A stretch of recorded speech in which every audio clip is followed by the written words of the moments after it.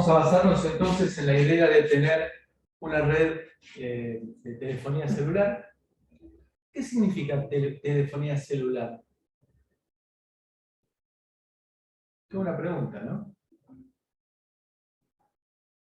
¿Al significado va? Creo que habíamos hablado de celular, venía por células, ¿no? Exactamente, esa es la idea. Digamos que en el resto del mundo lo llaman, para no entrar en discusiones, teléfono móvil. Nosotros lo llamamos celular por razones históricas de cuando comenzó la definición de la telefonía móvil.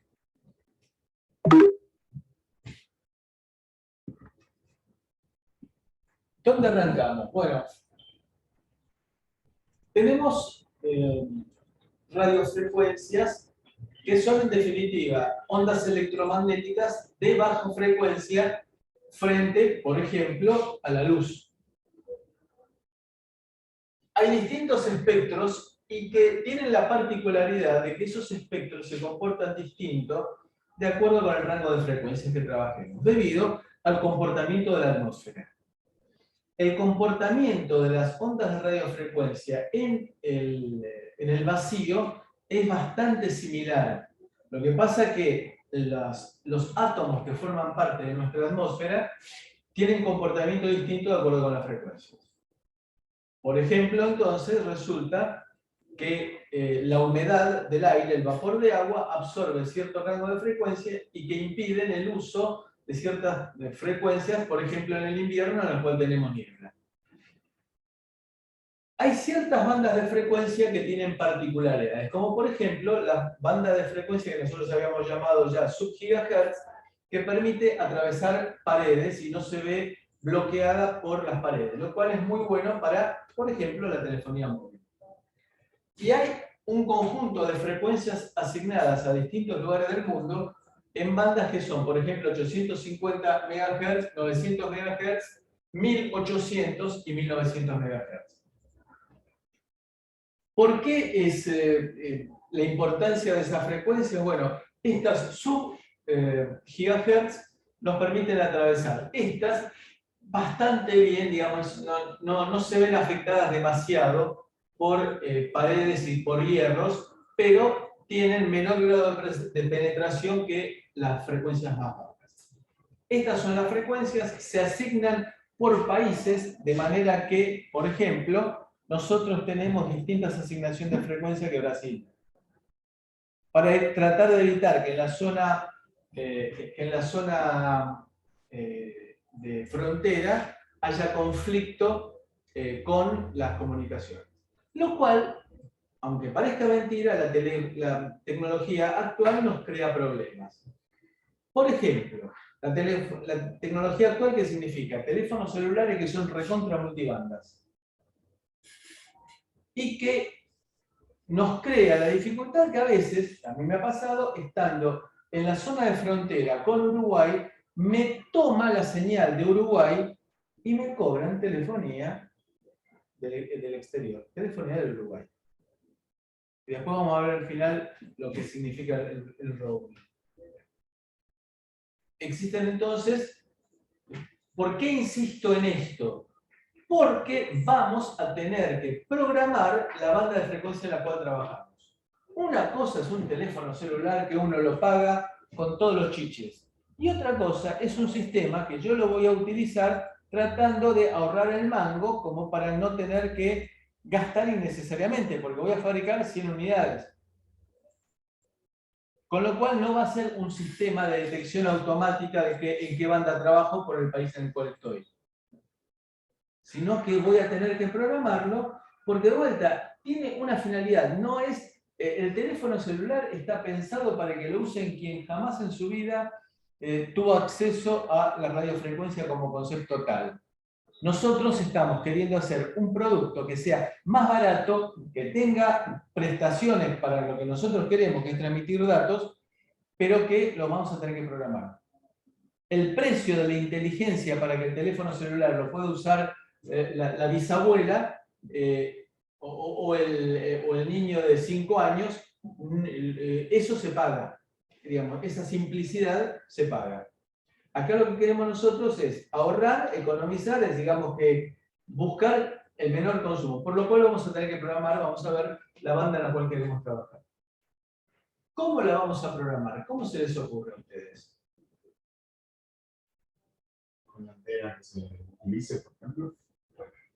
No. Ya lo hemos visto, con comandos, Los AP. comandos AT.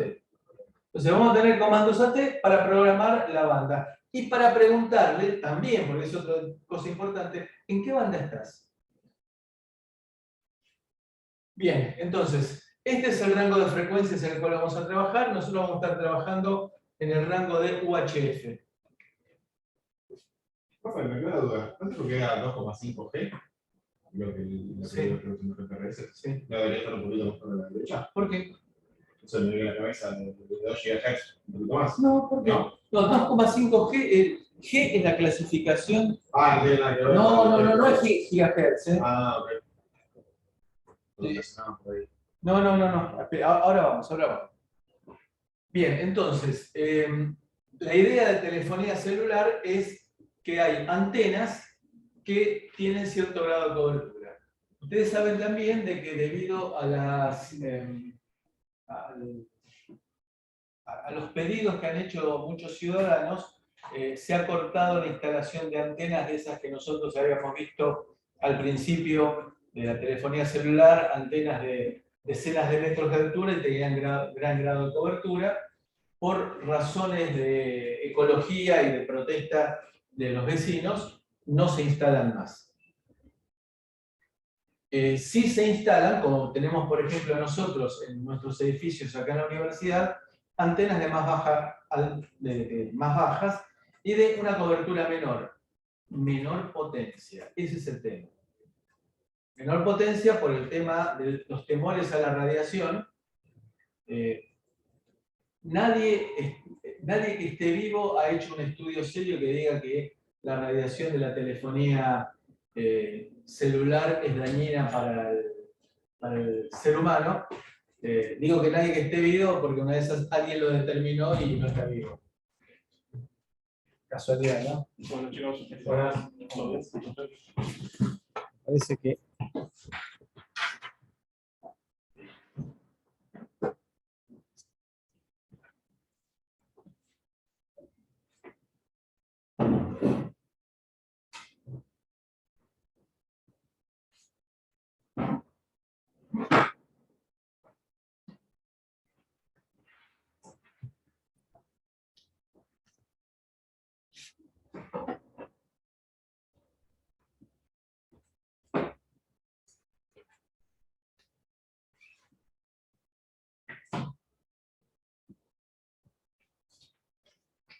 Bien. De cualquier manera, en los últimos 20 años se ha detectado un 20% de incremento de los cánceres de cerebro. Quizás sea casualidad. Bien. Todo esto nos lleva entonces a que la telefonía celular implique reutilizar bandas o subbandas de frecuencia a un proveedor del servicio le otorgan una banda. A ese proveedor, la banda que da la fragmenta en subbandas y esas subbandas las asigna a distintas localidades que no tengan posibilidad de interferir entre sí. Y se tiene que dar, y eso fue lo complicado en su momento, que automáticamente cuando paso de la zona de la estación 1 a la estación 2, la conmutación se dé en forma automática. Que el sistema que tenemos en nuestro teléfono detecte cuál es la subbanda que tiene mayor nivel de señal y que haga la conmutación automática sin que nosotros nos demos cuenta. Todo eso es lo complicado que tenemos dentro de la telefonía celular. Toda esta historia se debe a que el espectro es reducido y hay que optimizarlo. De hecho, se había dicho que iba a haber un apagón de teléfonos celulares analógicos y otro apagón de televisión analógica, cosa que ninguna de las dos cosas sucedió, con la idea de liberar bandas. También existen normas en nuestro país antimonopolio, de manera que una misma empresa no pueda tener 200 subbandas distintas, sino que se asignan con el criterio de que haya algún grado de competencia. Por ejemplo, la fusión en su momento de Unifón con Movicom, para dar lo que hoy tenemos Movistar, implicó de que tuvieron que liberar ciertas bandas, porque si no, tenían un exceso de bandas asignadas. Bueno, los 0G, claro, en ese momento no se lo llamó 0G. Pero ni existía. No, ¿para qué lo vamos a catalogar? Si era realmente, ¿alguno de ustedes tuvo uno de esos teléfonos de valija en la mano? Era terrible, ¿eh? Lo que pesaban, porque era pura batería, pesaba kilos. La primera publicidad que yo vi de telefonía celular era una persona que estaba jugando al tenis y tenía en el banco de descanso, tenía una caja de zapatos en serio y sonaba y cortaba el partido y muy gentilmente iba a atender el teléfono. Bueno, fíjense lo que hemos migrado en 30 años. ¿Sí? Lo que estoy diciendo yo es de 1990, cuando apareció Movicom en Buenos Aires. Bueno, 1G ya significó un avance, tecnología analógica. 2G, la primera aparición de 2G fue en el año 2000, con teléfonos digitales que, claro, ya era distinto, tenían un display distinto, no era solamente para ver el número que uno discaba. Los primeros displays que tenían los teléfonos celulares eran display LED. Claro, era pura batería, era la batería de un auto más o menos. Entonces no le preocupaba demasiado. Ya con la aparición de 2G, comenzaron a aparecer teléfonos celulares con display de cristal líquido. Fíjense lo que estoy diciendo yo, 20 años atrás se usaba todavía display LED de 7 segmentos. Luego, ¿para qué servía 2G? Servía, en primer lugar, para que las empresas pudieran utilizar mejor los canales de frecuencia asignados. En un canal de una comunicación 1G, o G simplemente, por el hecho de trabajar con tecnología digital, les permitía, y eso es lo importante de la tecnología digital, les permitía digitalizar la señal, comprimirla y utilizar en lo que era un canal de telefonía analógica, mandar 5 comunicaciones de tecnología digital. Lo cual hacía más complicada la comunicación porque había que enviar señalización para saber en qué pedacito de esa banda estaba utilizándose. Y se ha llegado a dividir cada vez más y comprimir más, y hoy en día en lo que es una banda estamos teniendo 21 canales distintos. Es decir, que estamos multiplicando frecuencias. Cuando hablemos nosotros de 4G más adelante, vamos a ver que la cosa es bastante más complicada porque vamos a estar multiplexando frecuencia y tiempo simultáneamente.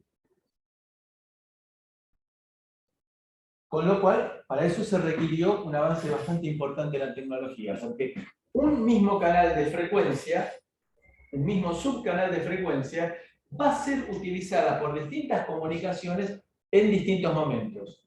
Es decir, que la comunicación entre A y B ahora va a usar esta frecuencia, y la comunicación entre C y D va a usar la misma frecuencia dentro de un ratito.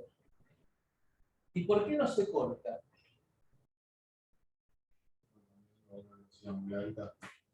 Y lo que pasa es que, aparte, lo que hago, como comprimo, es decir, yo no me doy cuenta, pero si a veces uno, por ejemplo, hagan una prueba, llamen a un teléfono celular que esté en la misma habitación. Ustedes van a escuchar con demora en el otro teléfono.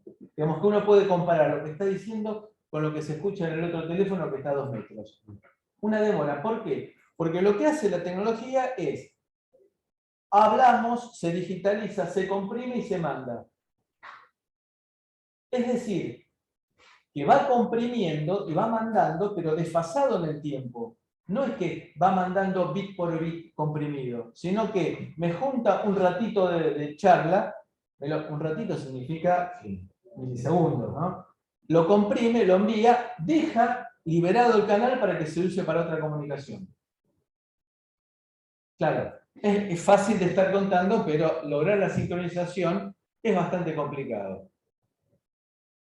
Puede fallar, sobre todo cuando nosotros en la zona de Buenos Aires tenemos zonas en las cuales hay problemas de señal importantes. Aquel que viva en el barrio de Belgrano, en la zona, por ejemplo, de Kramer y Roosevelt, hay un apagón de señal. Cuando uno llega ahí, si está hablando por teléfono, se escucha como si entrara en un lavarropas. En serio, ¿eh? Muchas veces me ha pasado. ¿Por qué? Porque se pierde la sincronización. Porque acá el secreto es decir, A y B usen esta frecuencia ahora. C y D esperen un ratito. Ahora, C y D usen esta frecuencia. A y B esperen un ratito. Eso requiere sincronización. Bien. Bueno, 3G fue la que permitió la videotelefonía, es decir, que fue la primera que permitió hacer comunicaciones utilizando videocámara, es decir, la cámara del celular. La cámara del celular viene más o menos en el año 2005. Es decir, el primer celular que yo tuve digital en el año 2000 era maravilloso. Podía recibir mensajes de texto, pero no podía enviarlos. Es decir, que si alguien me insultaba, me la tenía que bancar porque no tenía forma de contestar. Y 4G es la que cambió porque ya se basó todo en la estructura IP. ¿Qué es la estructura IP? Es protocolo de Internet. Hoy en día, la telefonía domiciliaria se basa en el protocolo IP también. Es decir, cuando uno está hablando por teléfono, muy rápidamente nuestra voz analógica se convierte a digital y una vez que viaja que se convirtió a digital, puede viajar por cualquier lugar del país y del mundo. Lo que estoy diciendo yo para ustedes es algo común, habitual. En el año 87 a mí me tocó viajar a Brasil para comunicar, para un proyecto. Y tuve 45 días trabajando en Brasil. Y la familia se extraña. Claro, yo cuando quería hablar con mi familia acá en Buenos Aires, tenía que pedir la comunicación con 2 o 3 horas de anticipación. Lo cual hoy en día, yo hablo con mis primos en Asturias, usando WhatsApp en el momento y sin costo. Es decir, que lo que ha cambiado toda esta tecnología en nuestra vida, no somos realmente conscientes, en particular ustedes que no lo vivieron. Es decir, las operadoras de Entel, que era la empresa en aquella época, eran amigas de la gente que tenía de la gente de las empresas que les hacía regalos para que le dieran prioridad en las comunicaciones. Bueno, 4G es la tecnología mejor. Nosotros estamos en un nivel que es 4,5G, o UTMS también, que es un 4G mejorado, que no llega para nada a ser comparable con 5G. Entonces, y ahí introducimos el concepto de algo 5, para decir que es un poco mejor que el anterior, pero que no alcanza el subsiguiente. Bien. Nosotros tenemos, la historia es analógica, que era por multiplexado de frecuencias, por multiplexado de tiempo, y acá apareció un tema importante. 2 tecnologías distintas en América del Norte y en Europa. Tecnologías distintas e incompatibles. Entonces, si alguien viajaba con un teléfono de Estados Unidos a Europa, no le servía para nada, o viceversa. Lo cual empezó a generar conflictos del punto de vista comercial. Hoy en día, lo único que tenemos que hacer nosotros, si nos vamos a Europa o a Estados Unidos y queremos usar el teléfono, es cambiar la tarjeta, salvo que tengamos plata y queramos pagar una comunicación directa, cambiar la tarjeta SIM, poner una tarjeta SIM del lugar donde vamos y mantenemos los contactos de WhatsApp y podemos, deshabilitando las llamadas telefónicas, salvo las locales, podemos perfectamente seguir utilizando nuestro teléfono. Ahora vamos a hablar de qué es la tarjeta SIM. Mientras escuchar un bocadillo nada más, es muy importante mencionar que tiene que ver con la tecnología también, el estado del arte de lo que es la telefonía en general y la electrónica y las comunicaciones en general. Hay empresas que han optado por el CMA 2000, que han, digamos, caído en la deshonra absoluta porque tecnológicamente pifiaron a la hora de desarrollar sus terminales o bien desarrollar infraestructura para que las telco trabajen sobre esa tecnología y así terminó mal. Como claramente quien optó por GSM fueron Nokia, Ericsson, empresas que salieron muy fortalecidas. Motorola claramente no. Motorola, que fue por el camino del CDMA, terminó, digamos, con toda la época Movicom mal. O sea, es muy importante, digamos, que las alianzas de las empresas tengan éxito y obviamente uno comercialmente, como digamos, líder de empresa, tiene que saber qué tecnología opta, qué tecnología adopta y tener, bueno, con la suerte de que sea la que prima en el mercado. No necesariamente la mejor solución tecnológica es la que tiene éxito en el mercado. Según lo que dice gente que sabe del tema, CDMA era mejor tecnología que GSM. Pero, como dice Juan, hubo empresas que en ese momento eran fulgurantes, como Nokia y Ericsson, y que pegaron muy fuerte. Mis primeros 2 teléfonos celulares digitales fueron justamente un Nokia y un Ericsson. Y después, bueno, para mantener el ritmo se necesita mucha plata. Y hoy en día, bueno, empresas como por ejemplo Nokia han ido pasando de mano en mano, en algún momento estuvo en manos de Microsoft, y a veces se compran empresas solamente para capturarle ciertas patentes que tiene esa empresa y que me permiten evitar juicios de la contraparte. Por ejemplo, en algún momento, Google compró Motorola porque tenía una serie de patentes que les permitían impedir los juicios que le estaba haciendo Apple por lo que ellos entendían que era violación de patentes. Entonces, le sacó esas patentes y después las vendió como requecho. Y hoy en día, Motorola es Lenovo. Y recuperó buena parte de su prestigio. Bien. Claro, entonces acá se dan cuenta que fue un gran despelote 2G, es decir, apareció la telefonía digital porque había 2 tecnologías totalmente distintas e absolutamente incompatibles. Lo cual significó que empezaron a perder mucha plata las empresas. Dentro de Estados Unidos la mayor parte de las empresas usaba CDMA y había 1 o 2 que tenían GSM. Es decir, en Estados Unidos hay un montón de empresas de telefonía celular. Y que tienen convenios entre ellas para ofrecer cobertura en los lugares en los cuales no está pensado que tengan cobertura. Bueno, conclusión. Apareció entonces la idea de hacer un estándar que fuera universal. Y ahí apareció la parte de los esquemas ortogonales. Ortogonales quiere significar perpendicularidad. Y acá fíjense que tenemos frecuencia, tiempo y código. Es decir, que voy a tener planos distintos para el código en distintas frecuencias y tiempos. Esta es la idea en la cual vamos a avanzar cuando hablemos de 4G y de LTE. Entonces tenemos FDMA, Frequency Division Multiple Access, Time Division Multiple Access y Code Division Multiple Access. ¿De acuerdo? Con el plano en el cual nosotros queramos trabajar. Tenemos, evidentemente, varios planos de acuerdo sobre en qué multiplexemos. Y vamos a ver también de que puede haber multiplexados múltiples para hacer las cosas para permitirnos tener una mayor tasa de datos de transferencia. ¿No falta el OFDM? ¿Cómo? No falta el OFDM, Eso es aparte, es el ortogonal FDM. que es el que tiene el LTE, por lo que Exactamente, tal cual.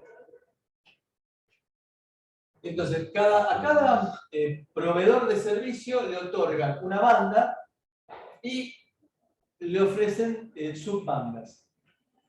Ahora, existe lo que se llama una banda de guarda. La banda de guarda es la separación entre bandas para evitar que haya interferencia entre un proveedor y otro.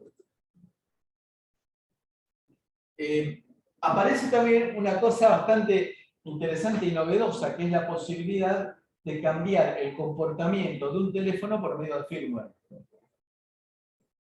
Es decir, de que ya no es circuitos LC, sino que es a través de tecnología digital que elijo la frecuencia en la cual trabajo. En el momento en el cual le coloco la tarjeta SIM a mi teléfono, le estoy diciendo a qué frecuencia puede trabajar. Para evitar que haya interferencia con las frecuencias asignadas a las otras empresas de telefonía.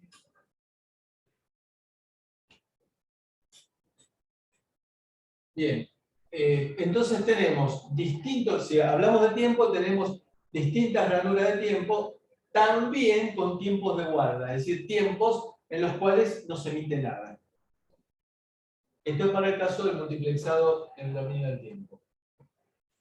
Se supone que en cada ranura de tiempo transmite un solo móvil.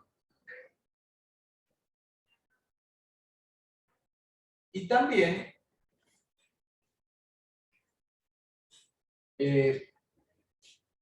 por el caso de transmisiones seleccionables por distintos códigos. Si ustedes recuerdan cuando hablamos de Zigbee, dijimos que se utilizaba espectro ensanchado con un código que se utilizaba en el momento en el cual se conectaba a un dispositivo, se le transmitía una secuencia, un código, que era un conjunto de unos y ceros que se utilizaba como, llamémoslo, clave. Esa es la metodología para ir saltando en frecuencias de acuerdo con un determinado código.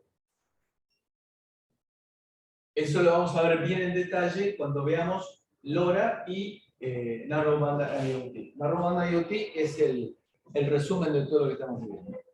2G, GSM, fue la tecnología que apareció en Europa. Esta tecnología fue empezada a utilizar comercialmente en la década del 90. ¿Qué ofrece? Ofrece SMS, que ya cayó en desuso. Es decir, mensajes de texto cortos. Vendría a ser el Twitter de las comunicaciones telefónicas. Y apareció el General Packet Radio Service. Es decir, servicio de radio por paquetes. Que tiene frente al mensaje de texto una ventaja importantísima. El mensaje de texto, sea un carácter o 140 caracteres, me lo cobran igual. Mientras que el GPRS me lo cobran por byte.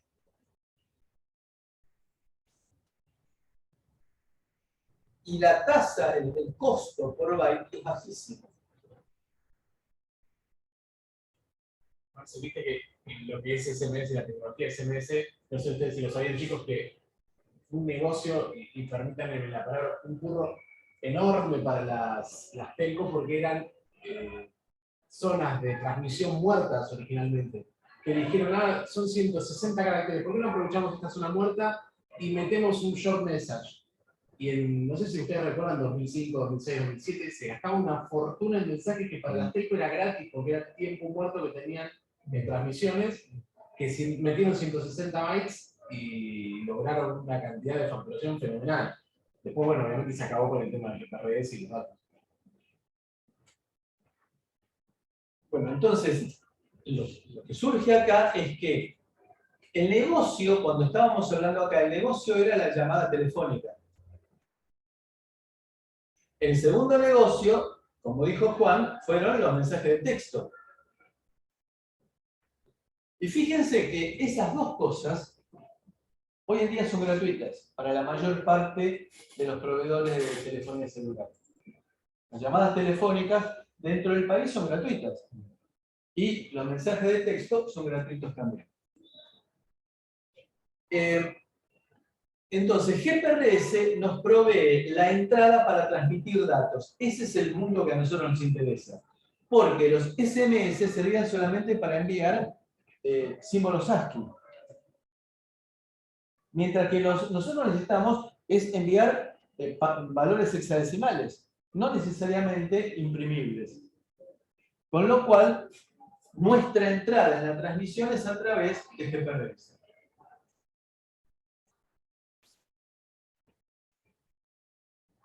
Entonces, los canales GSM, el canal físico es la frecuencia que se le da, que se le asigna y sobre la cual se establece una comunicación. También, dentro de todo lo que sea los paquetes de datos, aparecen paquetes de señalización. Porque claro, de la misma manera que cuando nosotros hablábamos de comunicación seria sincrónica, tenía que haber un bit de start y un bit de stop para sincronizar. Bueno, aquí la sincronización es más compleja. Más compleja porque inclusive puede darse el caso de que estemos transmitiendo GPRS haciendo roaming. Típicamente el caso de los sistemas de geolocalización. Uplink es la transmisión desde el móvil a la antena y downlink es la transmisión contraria. No necesariamente las velocidades son las mismas. Las frecuencias para uplink, en este caso es por ejemplo 1710 a 1785 y para downlink es 1805 a 1880. Y fíjense que acá tenemos la banda de guarda.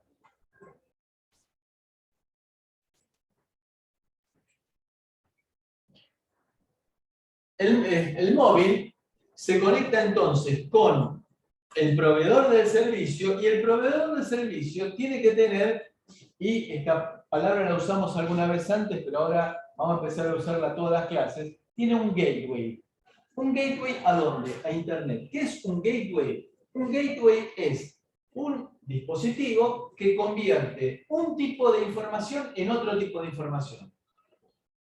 En este caso, datos que nos llegan por GPRS los convertimos a Internet, es decir, los metemos en Internet. Tiene que haber un punto de conexión. Hace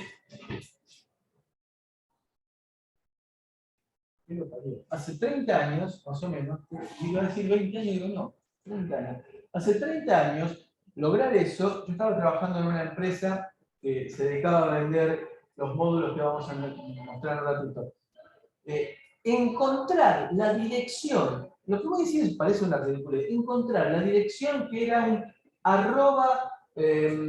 @unifone en aquel momento .com.ar con algo adelante que me permitiera pasar del mundo del módulo GPRS al mundo de Internet, no se conseguía.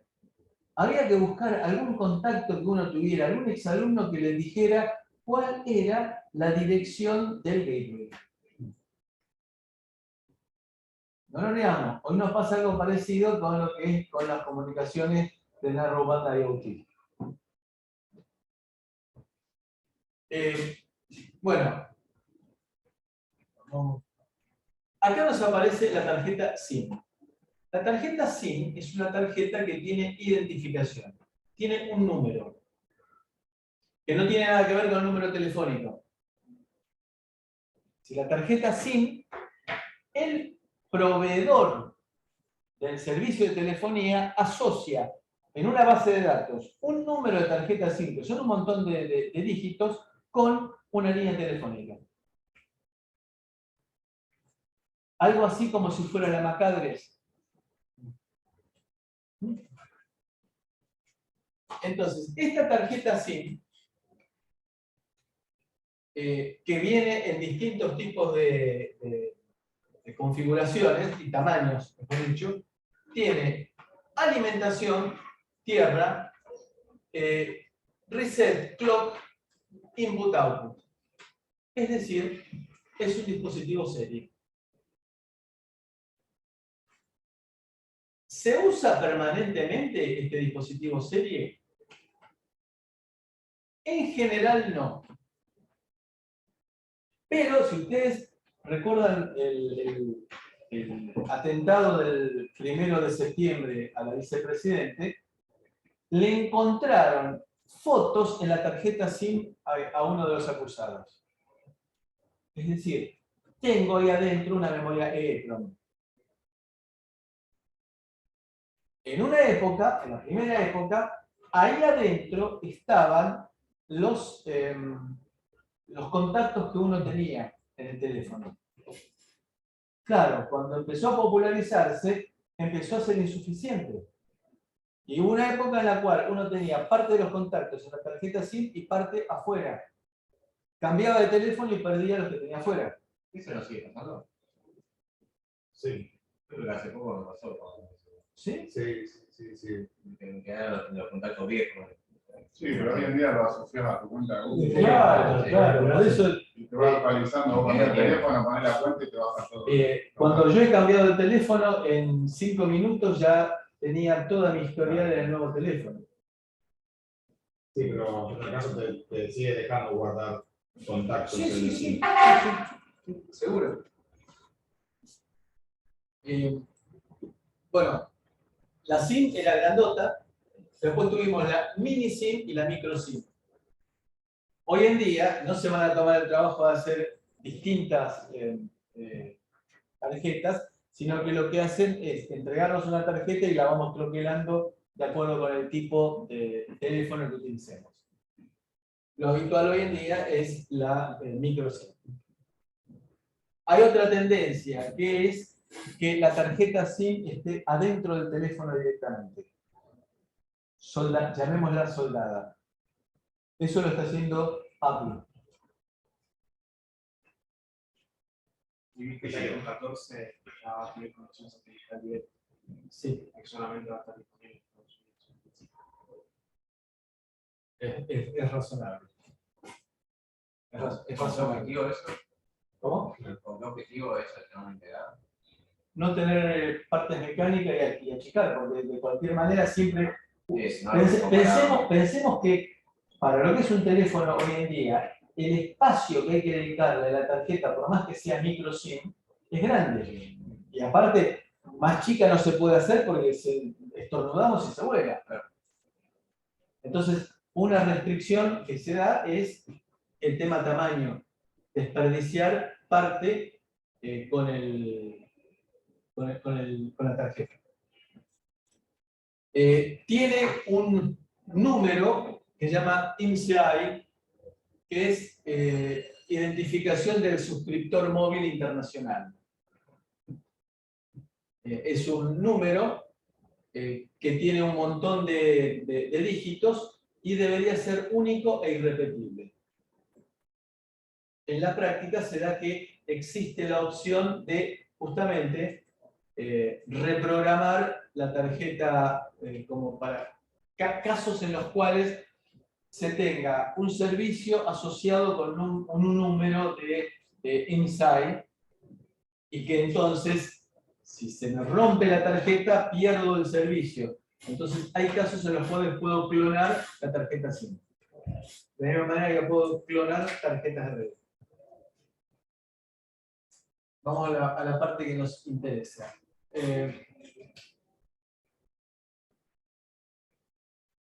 Roaming. Roaming es la posibilidad de utilizar un mismo móvil en distintos lugares del país y del mundo. La telefonía celular comenzó en Buenos Aires.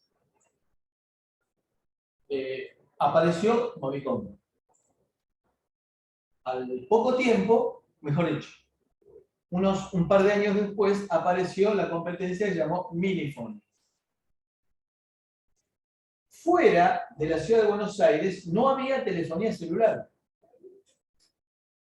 Apareció entonces, se licitó una compañía que se llamaba CTI, que era la compañía de telefonía del interior, con lo cual, si uno tenía un Movicom, tenía que pedir un número en CTI. Luego, apareció también la posibilidad de que las empresas de telefonía celular vinculadas en Minifone, Minifone era Telefónica más Telecom en ese momento, tuvieran que desaparecer como Minifone y aparecer como Telefónica y como Telecom y competir entre ellas. Entonces ahí desapareció Minifone. En forma, nadie supo nunca por qué. A los que éramos usuarios de Minifone nos tiraron algunos para Telecom y a otros para Telefónica. Y apareció Unifone y Personal. Y luego hicieron, se abrieron más bandas en la ciudad en el ámbito de Buenos Aires, y ahí entró el CTI. Y se hicieron más bandas en el interior del país, y ahí donde estaba Personal apareció Telefónica, y donde estaba Telefónica apareció Personal, supuestamente para hacer competencia. Cada vez que yo cambiaba de área, cambiaba de proveedor. Y eso me significaba que tenía que pagar distinto. Tenía que pagar el servicio de roaming. Y si viajo al exterior, tengo que pagar el servicio de roaming. Lo cual, si lo pensamos un poco, es un disparate, porque una vez que entraron en el caño los datos IP, es lo mismo que me comunique con el vecino de al lado que me comunique con Asturias. Existen en este momento, supuestamente tendrían que, para este fin de año, tendría que existir el roaming gratuito en toda América Latina. No creo que pase, hasta donde yo sé. Creo que existe roaming en Argentina, Uruguay y una zona de Brasil, y Paraguay. Bueno, acá nos aparece entonces la idea de mejorar el concepto de GPRS, que dijimos que son pocos datos, consumo importante, pero que tiene amplia distribución en todo el país, meterlo con el rumbo de IoT.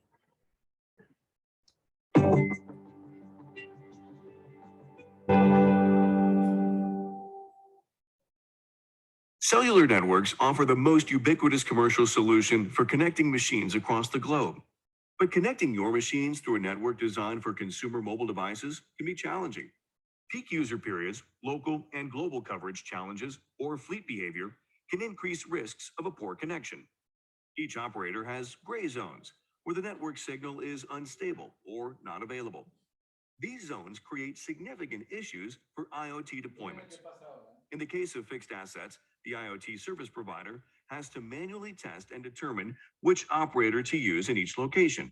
The process is long and expensive. In the case of outages in the cellular network, the connected service will not be available. For mission-critical services, this can cause financial losses.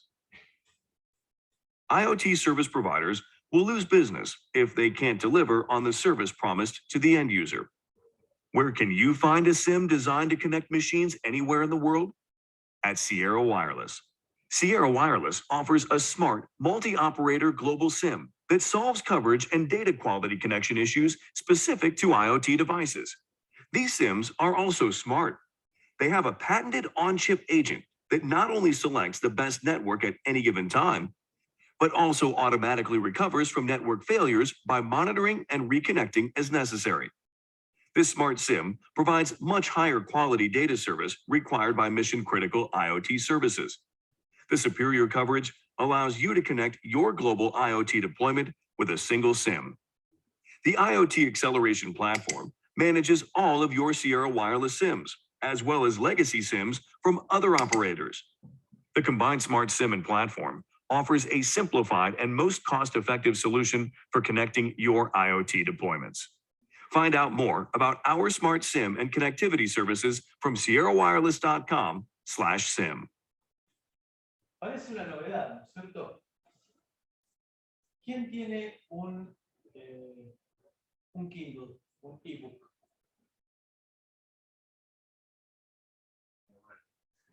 Bueno, cuando compra algún libro, depende del lugar del mundo donde esté.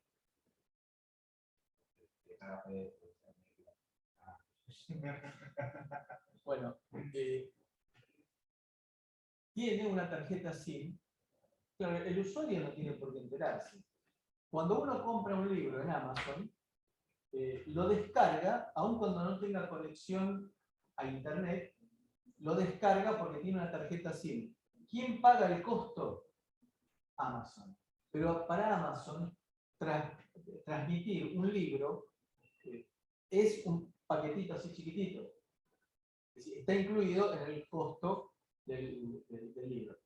Comentario. En uno de los grupos de nerds, de ex compañeros de trabajo del INTI, surgió que en este momento hay ebooks que son más caros que los libros en papel.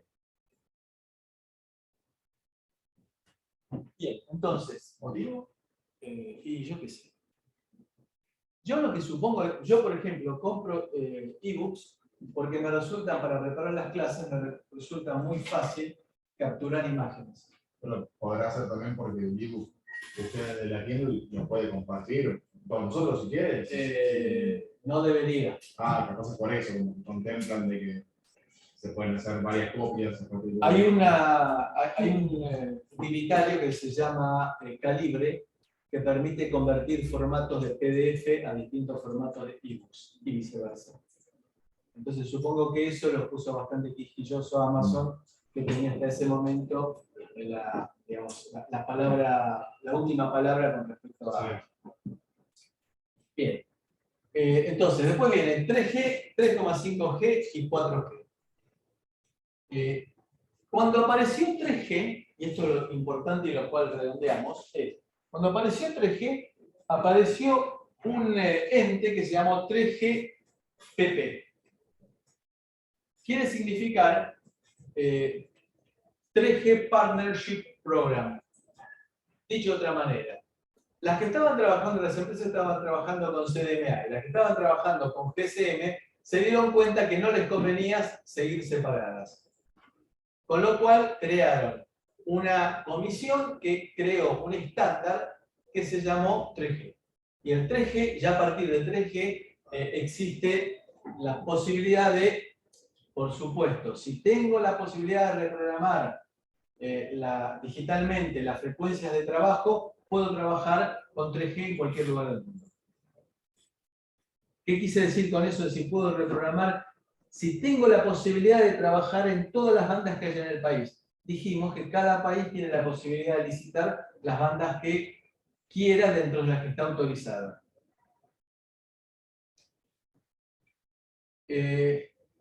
Perdón, las que se unificaron fueron CDMA. No se unificaron, no. No es que hicieron algo, para que puedan trabajar. tampoco, sino que crearon una norma que fue para 3G, para poder empezar a enviar video a través de telefonía celular, que fuera común para todo el mundo. No fue que juntaron un pedacito de cada uno, sino que cortaron la separación que existía entre América del Norte y Centroamérica con Europa. Marce, esto que hablas de compatibilizar, ¿sabés que me viene a la mente? No sé si ustedes lo vivieron, pero ¿te acuerdas, Marce, que antes cada celular tenía su cargador individual? No sé si ustedes recuerdan que era un quilombo decir el cargador de mi teléfono, de mi modelo. Dentro de lo que es la tecnología celular, hoy creo que tecnológicamente es uno de los rubros en donde más se ha estandarizado y se ha logrado estandarizar. Hay otros rubros que seguimos siendo una murga en que cada empresa hace lo que quiere, los códigos propietarios y demás, pero tecnológicamente debo reconocer que en lo que es la 3GPP ha trabajado muy bien en estandarizar los layers de comunicación de cara a lo que fue 3G y 4G. Lo que era antes de 3G, bueno, era más bien una murga, pero 3G y 4G ha estandarizado muchísimo, e inclusive los cargadores, hoy por hoy cargadores. O micro USB o tipo C. o tipo C. Sony Ericsson, O unas Apple. fichas terribles. ¿no? Una cosa así. Y los computadoras también, tenías carpetas. Ahora en Europa estandarizaron todo USB-C, para Apple también. Claro, Apple, pero en los teléfonos, Sí, sí, los teléfonos. en las computadoras No sí. salieron todavía. O sea, Ah. salieron como la ley. Bueno, yo, entre mi señora y yo hemos tenido tres Mac distintas con 3 cargadores totalmente distintos e incompatibles. Bueno, quiero llegar a una cosa para dejarlo ahora. Después esto lo vamos a retomar la semana que viene cuando empecemos a hablar de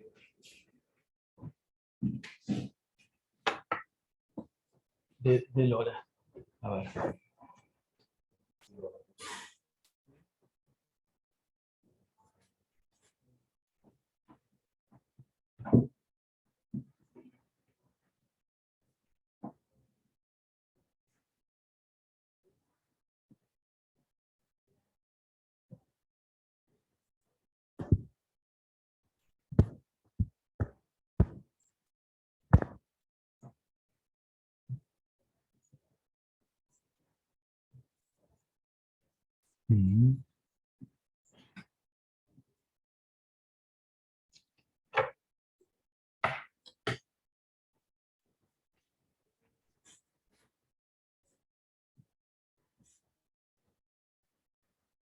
¿Cómo usamos un módulo GPRS LTE?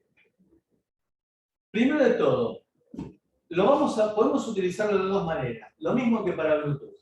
El fabricante nos da APIs para que la podamos usar dentro de nuestro código, es una opción. Lo cual nos impide a nosotros cambiar fácilmente de módulo.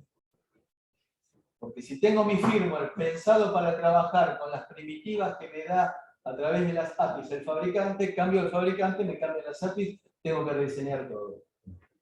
La segunda es utilizar puerto serie y comunicación utilizando los comandos AT. La ventaja que tienen los comandos AT es, en primer lugar, que son más fácilmente modificables. Simplemente tengo que modificar un conjunto de strings que le mando al módulo.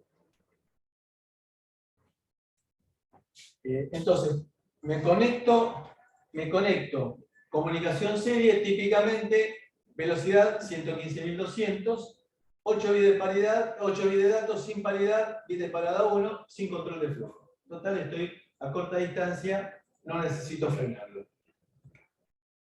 Y entonces empiezo, AT más SIMI, es para detectar, ¿se acuerdan el inside de la tarjeta SIM?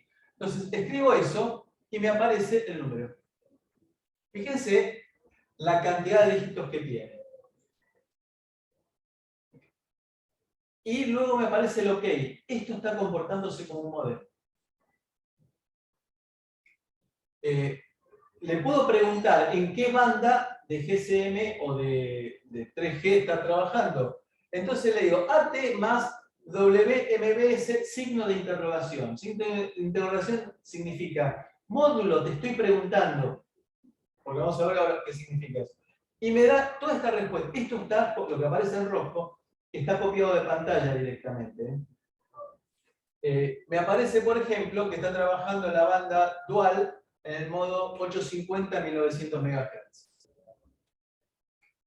Y ahora le puedo decir, ¿se acuerdan que WMBS, signo de interrogación, en qué banda está trabajando? Si ahora yo le pongo igual y la banda, lo programo. Entonces, y acá me aparecen las distintas bandas disponibles para cada fabricante. Entonces, por ejemplo, ATWMS igual 6,1, uno es parámetro para indicar la subbanda y el proveedor, y el tipo me contesta, OK, significa ya me programé para trabajar en la banda dual band extendida de 1900 MHz. Y después le puedo preguntar, a ver, chusmea un poco, ¿qué operadoras tenés acá disponibles? Y esto también está copiado de pantalla. Fíjense que me aparecen todavía, esto fue hecho hace no muchos años, Unifone CTI. ¿Por qué? Y porque en esas tienen la torre, el nodo desde hace mucho tiempo, lo han ido actualizando pero no le cambiaron el nombre. Total, el usuario ni se entera. E inclusive me ha pasado en algún lugar en la zona del microcentro de Buenos Aires que me aparece un operador desconocido. Pepito, por ejemplo. Bien. Puedo discar, llamar por teléfono. Lo cual es bárbaro para jorobar a alguien y llamarlo a las 3 de la mañana, por ejemplo. ATD significa Attention Dial. Hoy, si no se dice lo contrario, se disca por tonos. En algún otro momento había que especificar si era ATDT por tonos o ATDP por pulsos. Hoy en pulso, ustedes seguramente no saben lo que es discar por pulsos. Era la época que estaba el disco. Eso era para no dar la vuelta. Claro, a mí me han contado eso. Sí, Sí, que bueno, Le ponían el candado al. yo cantaba un número y. Bueno, ¿Tienes que marcar?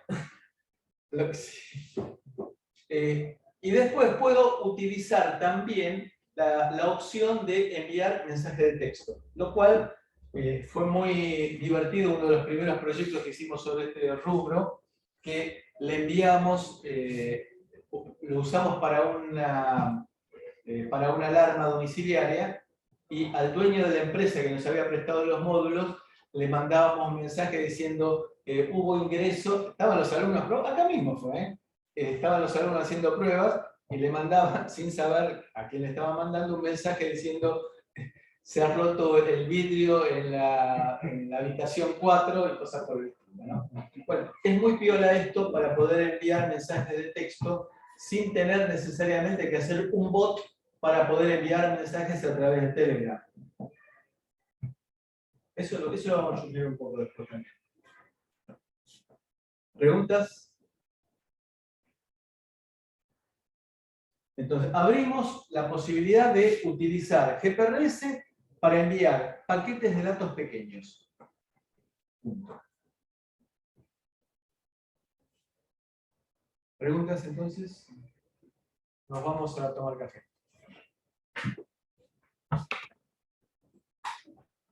¿Trajeron todos sus cables USB, chicos?